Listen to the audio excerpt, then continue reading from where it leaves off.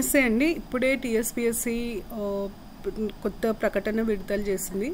దాని press release ప్రకారం group 2 exam 7th ఇంకా 8th ఆగస్ట్ రోజున ఉండబోతుంది. మీకు ఇక్కడ డేట్స్ రాసున్నాయి. Group 1 mains 21st October, group 3 17th ఇంకా 18th నవంబర్. ఇది ఆర్డర్.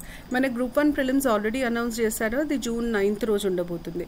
సో మనము ఈ షెడ్యూల్ చూసిన తర్వాత మన ప్రిపరేషన్ ఎట్లా ఉండాలి, మనం ఎట్లా ప్రిపేర్ అవ్వాలి. ఎందుకంటే ప్రతి స్టూడెంట్ ఉట్టి గ్రూప్ 1తోనే ఆగిపోరు. అన్లెస్ వాళ్ళు ఆల్రెడీ గ్రూప్ 2లో ఉండడమో లేకపోతే గ్రూప్ 3లో ఉండడమో వేరే జాబ్ గవర్నమెంట్ జాబ్ ఉండడము అయితే తప్పించి ఎవ్వరూ గ్రూప్ 1తో ఆగిపోరు. గ్రూప్ 1, గ్రూప్ 2, గ్రూప్ 3 మూడు టార్గెట్ చేస్తారు.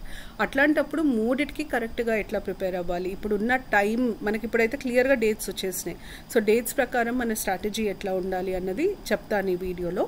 గ్రూప్ 1 ప్రిలిమ్స్కి మనకు 9th జూన్ వరకు టైం ఉంది కాబట్టి మనము పేపర్ 2 టు పేపర్ 5 నేను ఇంతకుముందు కూడా చెప్పిన మెయిన్స్లో ఉన్న పేపర్ 2 టు పేపర్ 5 కంప్లీట్ చేసుకోవడానికి ట్రై చేస్తే మంచిది. ఎందుకంటే అవి ప్రిలిమ్స్కి మెయిన్స్కి కామన్ ఏరియాస్. ఫస్ట్ ప్రిలిమ్స్కి మెయిన్స్కి కామన్ ఉన్న ఏరియాస్ మీద పట్టు సాధించడం చాలా చాలా ముఖ్యం. అయితే రెండవ విషయానికి వస్తే మన గ్రూప్ 1 ప్రిలిమ్స్కి మెయిన్స్కి 4 months పైన టైం ఇచ్చారు. అంటే 120 days పైన టైం ఇచ్చారు. ఇది చాలా చాలా బెనిఫిషియల్. అంటే చాలామందికి ప్రిలిమ్స్కి మెయిన్స్కి మధ్యలో గ్యాప్ సరిపోదా, ఏం చేస్తాం మనము, మన పరిస్థితి ఏంటి, ప్రాక్టీస్కి టైం సరిపోతుందా అంటే పర్సనల్గా కలిసినప్పుడు కూడా స్టూడెంట్స్ అడుగుతున్నారు. 4 months అన్నది చాలా మంచి టైం, మీకు అంత ప్రాబ్లం ఉండదు. సో నాకు అర్థమైనంత వరకు మీరు 2 to 5 పేపర్స్ ప్రిలిమ్స్ ముందు మంచిగా చదివి పెట్టుకుంటే మెయిన్స్ ప్రాక్టీస్ చేయడం చాలా ఈజీ అవుతుంది. అప్పుడు మీరు ఏం చేయాలి అంటే ఫార్మేషన్తో స్టార్ట్ చేయాలి ప్రిలిమ్స్ అవ్వంగానే. అది నేను ఇప్పుడు చెప్తాను. ఇప్పుడు మీకు గ్రూప్ 1 ప్రిలిమ్స్కి గ్రూప్ 2కి కూడా జూన్లో అయిపోతే prelims, July August correct 2 months దగ్గర 2 months గ్యాప్ ఇచ్చారు. అంటే 60 days గ్యాప్ ఇచ్చారు. అయితే గ్రూప్ 1 ప్రిలిమ్స్కి గ్రూప్ 2కి ఉన్న కామన్ ఏరియాస్ ఏంటి, కామన్ కాని ఏరియాస్ ఏంటికి వస్తే మనకి గ్రూప్ 2లో మనందరికీ తెలిసినట్టు 4 పేపర్స్ ఉంటాయి. పేపర్ 1ని మనం జనరల్ స్టడీస్ అని అంటాము. పేపర్ 2లో మనకి polity, Indian and Telangana history ఉంటాయి. తర్వాత మనకి సొసైటీ. గ్రూప్ 2 పేపర్ 3లో మనకి Indian economy, TG economy, DNC development and change. Group 4 paper 4కి వచ్చేసరికి మనకి formation and state moment and state formation ఉంటుంది. ఇవి మనకున్న సబ్జెక్ట్స్. పేపర్ 1లో మళ్ళీ same current affairs, mental ability,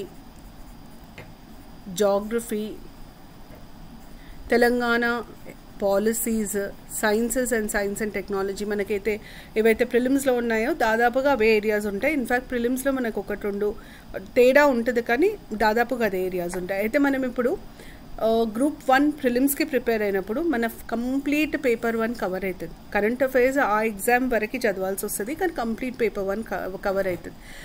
polity, Indian history and Telangana history, సొసైటీలో మీకు పాలిటీ మొత్తం గ్రూప్ 1 ప్రిలిమ్స్కి కూడా ఉంటుంది.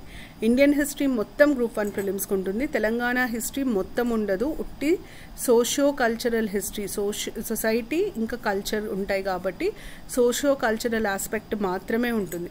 సొసైటీలో కూడా మొత్తం టాపిక్స్ ఉండవు. కాకపోతే సొసైటీకి సంబంధించి రైట్స్ బేస్డ్ ఇష్యూస్ అంటాం కదా, అంటే లాస్, డిఫరెంట్ సోషల్ గ్రూప్స్కి సంబంధించిన constitutional safeguards, laws, schemes ఇట్లాంటివి ఉంటాయి అన్నమాట. ప్రిసైజ్గా చెప్పాలంటే మీకు ఒక యూనిట్ మొత్తము ఈ వల్నరబుల్ సెక్షన్స్కి సంబంధించిన పాలసీస్ మీద వాటి మీద ఉంది, ఆ యూనిట్ ఉంటుంది. సో మీకు సొసైటీలో కొంచెం పార్షియల్గా ఒక 25% సిలబస్ మీకు ప్రిలిమ్స్ గ్రూప్ 1 ప్రిలిమ్స్లో ఉంటుంది.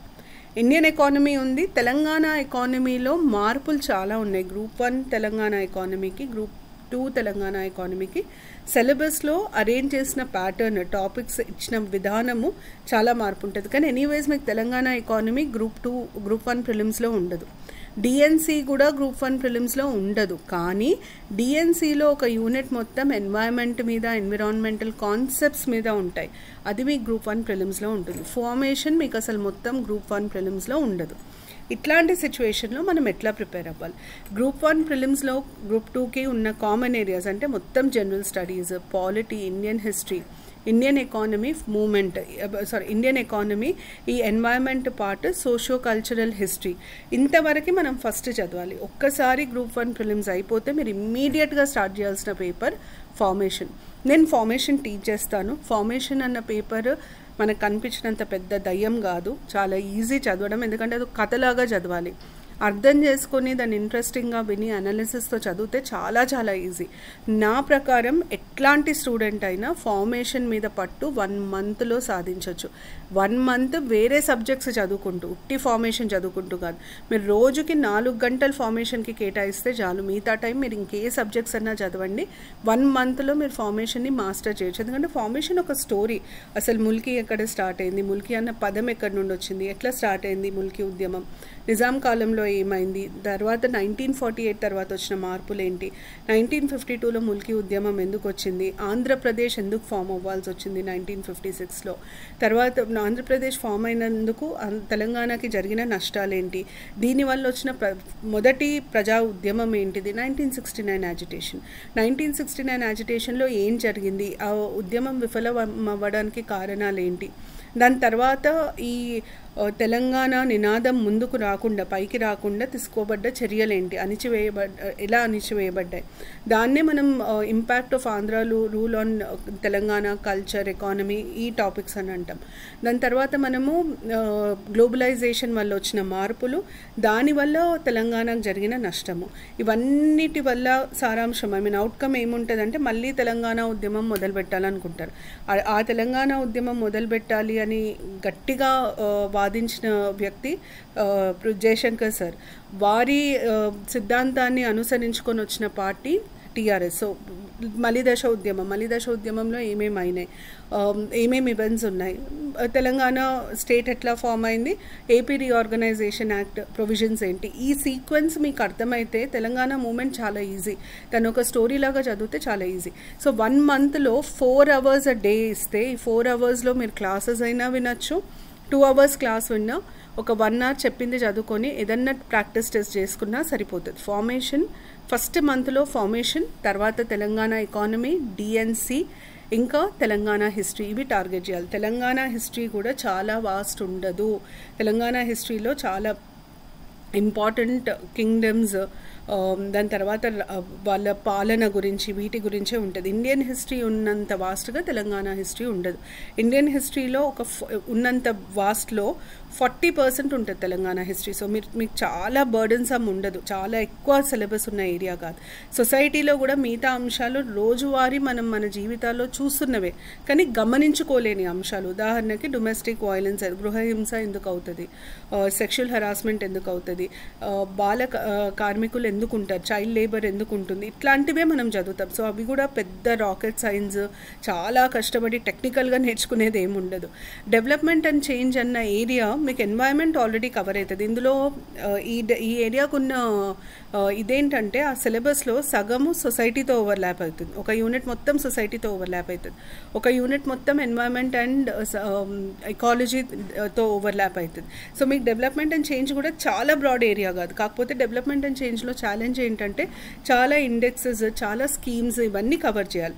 అవన్నీ మనకు మిగతా ఏరియాస్తో ఓవర్లాప్ అవుతాయి. నేను ఇంకొక వీడియోలో గ్రూప్ 2 సిలబస్ని పాయింట్ టు పాయింట్ అనలైజ్ చేసి మీకు చెప్తాను ఎక్కడెక్కడ ఓవర్లాప్ ఉంటుంది అని. ఎందుకంటే అది నేను మీకు చెప్తే మీకు ఒక కాన్ఫిడెన్స్ వస్తుంది, అమ్మా నేను భయపడాల్సిన అవసరం లేదు, ఓకే ఇంత రిపిటేషన్ ఉందా సిలబస్లో, ఇంత ఓవర్లాప్ ఉందా, నేను ఇట్లా చదువుకుంటే అయిపోతుంది అన్న కాన్ఫిడెన్స్ వస్తుంది.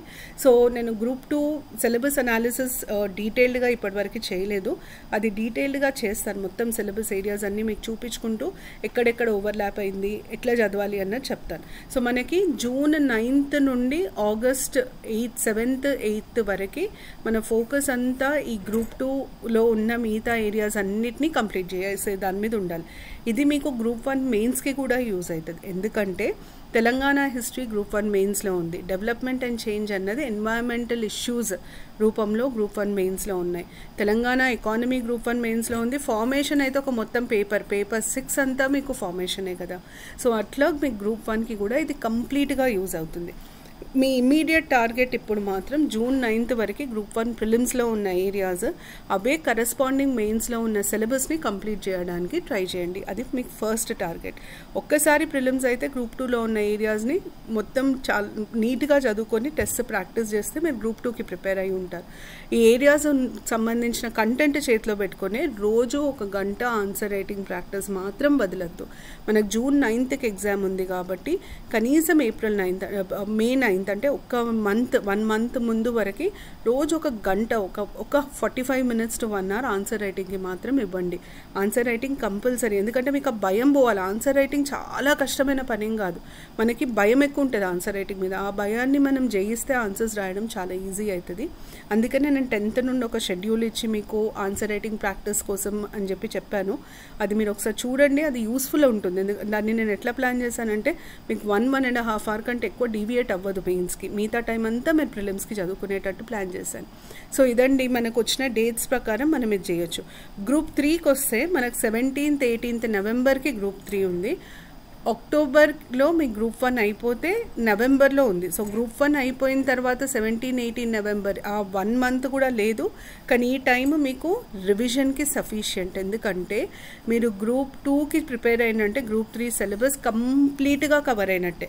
మీకు ఇంకా కొత్తగా మీరు చేయాల్సింది ఉట్టి కరెంట్ అఫైర్స్ మాత్రమే. ఇంకేది ఎక్స్ట్రా చదవాల్సిన అవసరం ఉండదు. అట్లాంటప్పుడు మీ రివిజన్కి ఈ 20-25 days గ్యాప్ ఏదైతుందో అది మోర్ దెన్ ఎనఫ్. మీరు ప్రశాంతంగా చదువుకోవచ్చు. సో ఇప్పటికి మాత్రం ప్లీజ్ గ్రూప్ 1 ప్రిలిమ్స్నే టార్గెట్ చేయండి. నాకు అర్థమైనంత వరకు ఈ డేట్స్ ఏవి మారవు. అయితే ఇప్పుడు ఉన్నట్టుకంటే పెద్ద ప్రశ్న, కొత్త వాళ్ళని గ్రూప్ 2 గ్రూప్ 3 రాయనిస్తారా అన్నదానికి వస్తే ఇంకా దాని మీద క్లారిటీ లేదు. కొత్త నోటిఫికేషన్ విడుదల కాకపోతే మాత్రం ఓపెన్ అవ్వవు అప్లికేషన్స్ రాయడానికి, అది క్లియర్.